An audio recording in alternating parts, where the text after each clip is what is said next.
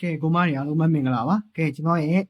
lucky ငွေမိုးဆိုတဲ့ channel လေးကကျွန်တော်ပြန်အားလုံးကိုပြန်ကြိုဆိုလိုက်ပါတယ်ကျွန်တော်ရဲ့အကောင့်ကြီးကတော့ကိုငွေမိုးပါဒါကတော့ကျွန်တော်ရဲ့အကောင့်အသစ်ကလေးဖြစ်တဲ့နော် lucky ငွေမိုးလေးဖြစ်ပါတယ်နော်ကဲအားလုံးပဲအဲ့ဒါဆိုတော့အကူမတွေအားလုံးပဲနော်ကွက်တီပဲလုံးဝအဆင်ပြေပြီဗျာနော်ဗုဒ္ဓဘုန်းက83 8ခွန်အဆင်ပြေတယ်အခုဗုဒ္ဓပြီးခဲ့တဲ့ဗုဒ္ဓဘုန်းက83 8ခွန်အဆင်ပြေတယ်အခုပြီးခဲ့တဲ့ကြာသာပတိနေ့ကလည်းအကူမတွေအားလုံးပဲနော်3ဘတ်ဒီနဲ့3က main နော်ကိုမတွေအားလုံးပဲပြီးလို့ရှိရင်5ဘတ်ဒီနဲ့4 5က main နော်မနှမ်းညအောင်တယ်နော်3ဘတ်ဒီနဲ့3က main 5ဘတ်ဒီနဲ့5 4 5 5 4က main မနှမ်းညအောင်တယ်နော်ဗုဒ္ဓဘုန်းနေ့လည်း83 8ခွန်အဆင်ပြေတယ်ကြာသာပတိနေ့လည်းအကိုမတွေအားလုံးပဲ main ကွက်လုံးဝ main ကွက်မနှမ်းညအောင်တာဗျာနော်ရှားတယ်နော်ကွက်တီပဲရှားတယ်နော်အဲ့လိုအောင်တာကဲအဲ့ဒါဆိုတော့အကူမတွေအားလုံးအခုပွဲသိမ်းပေါ့နော်ပွဲသိမ်းနေ့နော်9ရက်8လ2026နော်9ရက်8လ2026ပေါ့နော်9လပိုင်းပေါ့နော်9လပိုင်း10ရက်နေ့2026နှစ်ပေါ့နော်အဲ့အတွက်အကူမတွေအားလုံးပဲတောက်ကြနေ့ပွဲသိမ်းအနေ့အတွက်ဖြစ်ပါတယ်တောက်ကြနေ့ပွဲသိမ်းနေ့အတွက်ဖြစ်ပါတယ်အကူမတွေအားလုံးပဲနော်ကဲအကူမတွေအားလုံးပဲတောက်ကြနေ့ပွဲသိမ်းအတွက်ဖြစ်ပါတယ်အဲ့ဒါဆိုတော့ကဲဘလောက်ဖိုးတွေရကြသေးလဲအားလုံးပဲဝင်လာခဲ့ပါဘလောက်ဖိုးတွေရကြသေးလဲဘလောက်ဖိုးတွေပေါက်ကြသေးလဲဝင်လာပြီးရင်အကူမတွေအားလုံးပဲကြည့်နေရဆိုရင်အစာအဆုံးလေးပြီးစီအောင်ကြည့်ပေးပါမရင်မကြောပဲကြည့်ပေးပါအချိန်တိုလေးတွင်မှာအကူမတွေအားလုံးပဲတောက်ကြနေပွဲနေ့အတွက်နောက်ဆုံးပိတ်ကိုအိတ်နဲ့လွယ်လို့ရအောင်ကျွန်တော်ဘက်ကတကွက်ကောင်းရဲ့ပတ်တီးရဲ့မန်ရောရဲ့ကိုအကူမတွေအားလုံးတစ်ခါတည်းပေးခဲ့မှာဖြစ်ပါတယ်ကျွန်တော်ပြောထားခဲ့သလိုပဲကျွန်တော်ဒီတစ်ပတ်လုံးကိုတစ်ပတ်လုံး free တင်ပေးမှာလို့ပြောပြီးသားဘာလို့ဒီအကောက်ကလေးကဒီတစ်ပတ်ပဲတင်ပေးမှာ channel ပတ်တရားကျွန်တော်တင်ပြရှင်မှလည်းတင်ပြမယ်တင်လည်းတင်မယ်ပေါ့နော်အတိအကျတော့ပြောလို့မရဘူးเนาะဒီကောက်ကလေးကိုမိတ်ဆက်တဲ့အနေနဲ့ကျွန်တော်ကတင်ပေးသွားရင်လည်းတင်ပေးသွားနိုင်တယ်မတင်မဲနဲ့ဟိုကိုငွေမိုးဆိုတဲ့အကောက်ကြီးကတင်နဲ့တင်နိုင်တယ်အဲ့ဒါကြောင့်မလို့အကူမတွေအားလုံးပဲအဲ့နှစ်ကောက်ကိုတော့မဖြစ်မနေလေး subscribe တူရဲ့ဟာလေးနှိပ်ထားကြပါအကောက်ကြီးကကိုငွေမိုးဒီအကောက်က lucky ငွေမိုးเนาะနှစ်ကောက်ရှိပါတယ်เนาะအဲ့နှစ်ကောက်ကိုမဖြစ်မနေလေး subscribe ဆိုတဲ့ဟာလေးနှိပ်ပေးပါเนาะအဲ့ဒါမှကျွန်တော် video file နဲ့အစ်စ်တွေတင်လိုက်မှာအကူမတွေရှိကိုရောက်မှာပါပြီးလို့ရှိရင်နောက်တစ်ခုလုပ်ပြရမှာကအကူမတွေအားလုံးကျွန်တော်တောင်းဆိုတဲ့အချက်ကလေး၃ချက်ရှိတယ်အဲ့ဒါကတော့ channel ကိုပထမဆုံးအနေနဲ့ဝင်ကြည့်ပြီဆိုရင် video file ကိုအစားဆုံးလေးမင်းမကြောပဲကြည့်ပေးပါเนาะအကူမတွေအားလုံးပဲအချိန်တူတူနဲ့မြန်မြန်ဆန်ဆန်လေးကျွန်တော်ဘက်ကပြောပြမယ် video file ကိုမင်းမကြောပဲအစားဆုံးလေးကြည့်ပေးရမယ်ဒုတိယတစ်ချက် subscribe နှိပ်ပေးပါအကောက်ကိုဝင်ဖို့ဆိုတဲ့အကောက်ကြီးရောဒီအကောက်ကိုမြင်နေတွေ့တယ်ဆို subscribe နှိပ်ပေးပါเนาะ subscribe ဆိုတာအင်္ဂလိပ်လို subscribe လို့ပေါ်မယ်မြန်မာလိုဆိုလို့ရှိရင်စိတ်ရင်းသွင်းရန်လို့ပေါ်လိမ့်မယ်เนาะမြန်မာလိုဆိုလို့ရှိရင်စင်းရသွင်းရဲ့အင်္ဂလိပ်ဆို subscribe အဲ့ဒါလေးကိုမနှိပ်ရသေးရင်လက်ကလေးနဲ့တစ်ချက်နှိပ်လိုက်ပါပြီးလို့ရှိရင်နောက်ဆုံးအချက်အနေနဲ့ကိုမရအောင်ပြောမှာကဗီဒီယို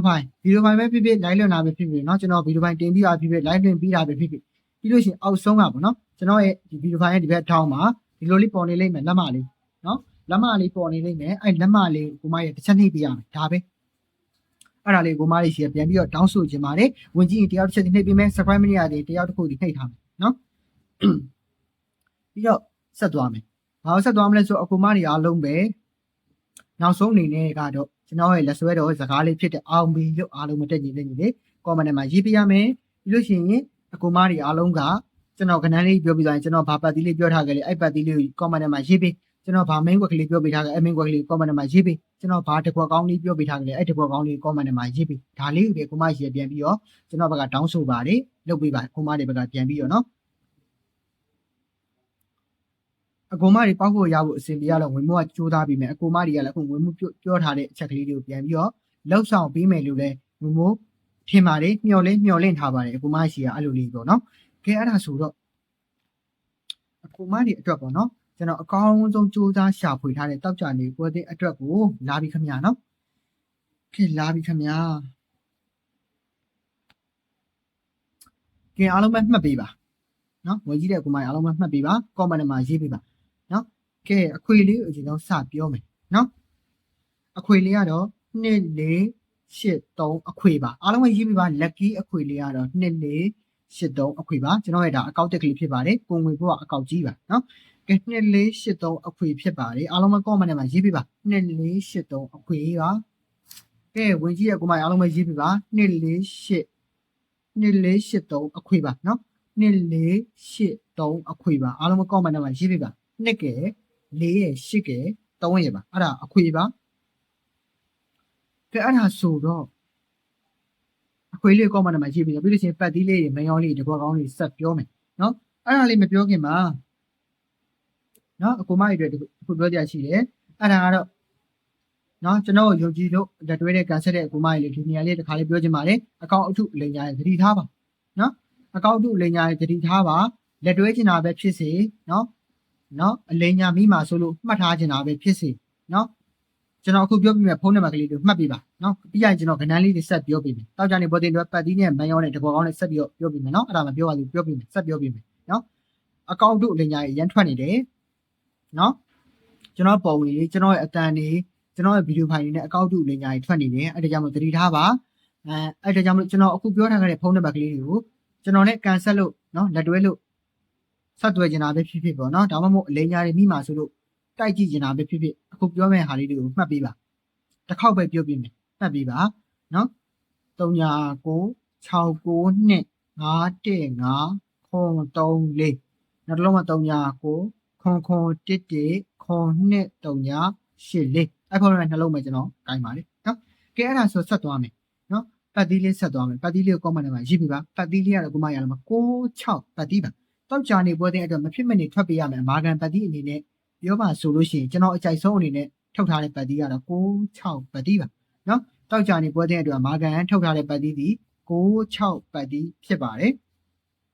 ်နော်ကန်ဆက်ချင်တဲ့ကိုမာရီအားလုံးကပြီးခဲ့တဲ့ဘက်ကလိုပဲကျွန်တော်ပတ်သီးတစ်လုံးနဲ့ main quad 2 quad ပဲအဓိကပေးပါမယ်ပြီးခဲ့တဲ့ဘက်က8ဇာတို့ပတ်သီးပေးထားခဲ့တယ်83နဲ့8နဲ့2 quad ပဲပြီးတယ်83ထွက်သွားတယ်နော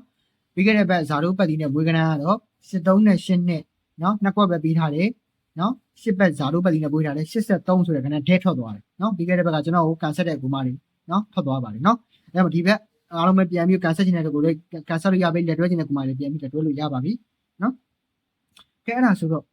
main quad ကလေးပြန်ပြောမယ်ပြီးရင်တဘောကောင်းလေးပြောပြမယ် main quad ကလေးကကိုမာရီအားလုံးပဲ9398က main quad ပါ comment ထဲမှာရေးပြပါ9နဲ့ပတ်သက်ရင်93နဲ့98ပါနော်93နဲ့98က9နဲ့ပတ်သက်ရင် main quad ပါ93နဲ့98က9နဲ့ပတ်သက်ရင် main quad ပြီးလို့ရှိရင်68နဲ့63က6နဲ့ပတ်သက်ရင် main quad နော်68နဲ့63က6နဲ့ပတ်သက်ရင် main quad 68နဲ့93က9နဲ့ပတ်သက်ရင် main quad နော်တကွက်ကောင်းလေးတွေအားလုံးပဲဆက်ပြောမယ်နော်တကွက်ကောင်းလေးဆက်ပြောပြပါမယ်ကျွန်တော်ရဲ့လူဟောင်းတွေရောလူသစ်တွေရောကျွန်တော်ကိုကန်ဆက်တဲ့ကိုမာရီရောလက်တွဲတဲ့ကိုမာရီအားလုံးရောနော်လူဟောင်းတွေရောလူသစ်တွေအားလုံးပဲတစ်ခုပြောမယ်အဲ့ဒါကတော့ပြီးခဲ့တဲ့ဘက်ကလို့ကျွန်တော်နော်နောက်မကြကြည့်အောင်ဒီဘက်မှာကျွန်တော်တနင်္လာနေ့မှထွက်အောင်လုပ်ပေးမယ်ပြီးခဲ့တဲ့ဘက်ကနောက်ကျသွားတဲ့တစ်ခုပဲကျွန်တော်ကဇာတို့ပတ်ပြီးရှေ့လက်ထွက်တယ်ပြီးလို့83ဆိုတဲ့မွေးကနန်းလေထဲအောင်တယ်ပြီးတော့ကျွန်တော်2ကွက်တက်ပေးထားတာ8နှစ်နဲ့83နဲ့နော်2ကွက်တက်ပေးတာဒီဘက်မှာလည်းကျွန်တော်အဲ့လို2ကွက်ထပ်ပြီးထုတ်ထားတယ်နော်ပတ်ပြီးဇာတို့ပတ်ပြီးတစ်လုံးနဲ့မွေးကနန်း2ကွက်ထပ်ပြီးထုတ်ထားတယ်ဒီဘက်ကတော့ကျွန်တော်ထွေထူးအများကြီးတိတ်ပြီးတော့ရက်ရှည်လိုက်အောင်ကျွန်တော်မလုပ်ထားဘူးတနင်္လာအင်္ဂါ2ရက်အတွင်းပဲကျွန်တော်ထွက်အောင်လုပ်ပေးထားတယ်နော်အထွက်အနိုင်ကြီးအရှိဆုံးကိုပြောပြပါဝင်မို့ပြောပြပါဆိုလို့ရှိရင်တော့တနင်္လာနေ့မှထွက်အောင်ကျွန်တော်လုပ်ပေးထားတယ်နော်ခံမှန်းကြည့်ရတော့တနင်္လာအင်္ဂါ2ရက်အတွင်းမှာဇာတို့ပတ်တီနဲ့မွေးတဲ့2ကွက်ကိုထွက်အောင်လုပ်ပေးတယ်ဒါပေမဲ့အထွက်နိုင်ကြီးအရှိဆုံးနဲ့အဖြစ်နိုင်ကြီးအရှိဆုံးအခြေကိုနေ့ကိုပြောပြပါဆိုလို့ရှိရင်ခံမှန်းပြပါဆိုလို့ရှိရင်တော့တနင်္လာနေ့မှထွက်အောင်ကျွန်တော်တို့ဘက်ကစူးစမ်းပေးထားတယ်အားလုံးသိအောင်လုပ်ပြပြနော်ကဲ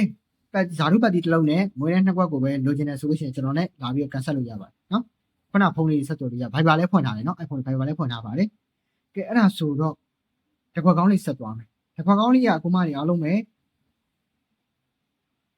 6နဲ့ပတ်သက်ရင်6နှစ်နဲ့64ကတကွက်ကောင်းပါ6နဲ့ပတ်သက်ရင်6နှစ်နဲ့64ကတကွက်ကောင်းပါနော်အားလုံးပဲ comment မှာရေးပြပါ6နဲ့ပတ်သက်ရင်6နှစ်ရဲ့64ရဲ့တကွက်ကောင်းပါ6နဲ့ပတ်သက်ရင်6နှစ်နဲ့64ကတကွက်ကောင်းပါနော်6နဲ့ပတ်သက်ရင်6နှစ်64 6နဲ့ပတ်သက်ရင်6နှစ်64အဲ့ဒါတကွက်ကောင်းနေနဲ့တင်ထိုးရမယ်ဟာလေးဖြစ်ပါတယ်အားလုံးကို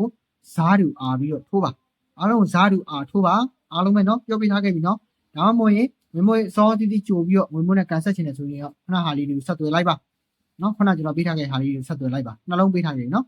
အဲ့ဒါလေးတွေကိုဆက်သွယ်လိုက်ပါဖုန်းနှလုံးပေးထားခဲ့အဲ့ဒါလေးကိုဆက်သွယ်ပေးပါနော်အခုရှိတယ်အဲ့လိုအနီးကမှလာပြီးတော့လက်တွဲရဲဆိုလို့ရှိရင်တော့အဆင်မပြေဘူးကိုမတွေတိတ်ပြီးတော့အဆင်ပြေမှာမဟုတ်ဘာဖြစ်လို့ဆိုတော့လူကတအားများတော့လူကြီးချက်တယ်လာရတာဖုန်းတွေအလွယ်တကူခေါ်လို့ရမှာမဟုတ်ဘူးအခုဒီကစောတီးကြိုပြီးတော့လက်တွဲထားမယ်ကန်ဆက်ထားမယ်ဆိုတော့အဆင်ပြေနော်ပို့ပြီးတော့မြန်မြန်ဆန်ဆန်ရပါဘူးသူများထက်ပို့ပြီးတော့စောပြီးတော့ရကြည်ရင်သူများထက်ကြိုပြီးတော့ကန်ဆက်ထားပါလက်တွဲထားပါနော်အားလုံးဖတ်ပြပါ